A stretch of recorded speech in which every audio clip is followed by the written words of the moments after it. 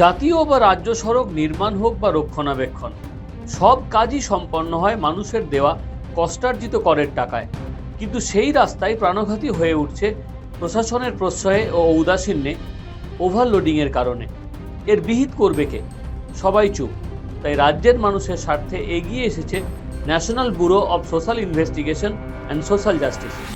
প্রাক্তন বিচারপতি দীপক সাহরায় জানালেন, জনস্বার্থে এ নিয়ে হাইকোর্টে দায়ের হওয়া মামলা ইনভেস্টিগেশন অ্যান্ড সোশ্যাল জাস্টিস, যে হচ্ছে যার সিস্টার কনসার্ন হচ্ছে international police and crime investigation bureau, তারা একটা এই যে অনিয়ম বা যে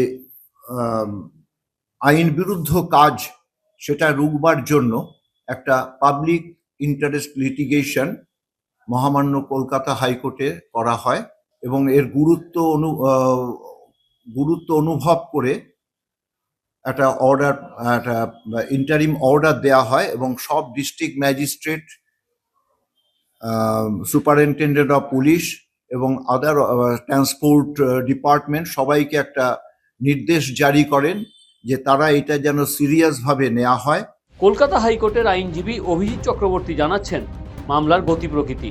ওভারলোডিং এর ফলে ন্যাশনাল হাইওয়ে বিরাটভাবে ক্ষতিগ্রস্ত হচ্ছে এবং কেন্দ্রীয় সরকার ন্যাশনাল হাইওয়ে মেনটেন করেন এবং পাবলিক এক্সচেকারের মানি, পাবলিকের টাকায় এই ন্যাশনাল হাইওয়ে মেনটেন করা হয় এবং ন্যাশনাল হাইওয়ে এই যে দীর্ঘদিন ওভারলোডিং এর ফলে দীর্ঘদিন ধরে ড্যামেজ হয়ে আসছে, এটার ব্যাপারে কোনো রকম respondent authority, transport department, police department, district ম্যাজিস্ট্রেটরা কোনো রকম স্টেপ নেননি।